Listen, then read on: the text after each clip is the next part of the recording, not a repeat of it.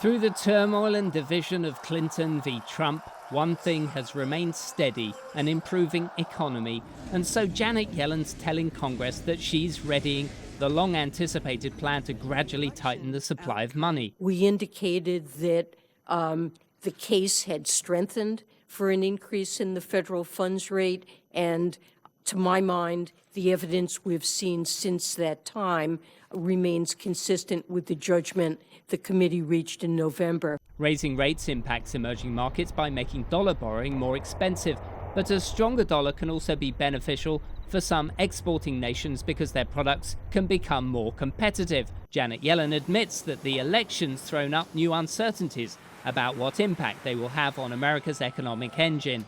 Donald Trump has risen on a wave of populism, fueled by his calls to drain the swamp and upend conventional political structures. The Fed chair's warning that central bankers around the world should be excluded from such impulses. There is clear evidence of better outcomes in countries where central banks can take the long view, are not subject to short-term political pressures, and sometimes central banks need to do things that are not immediately popular for the health of the economy.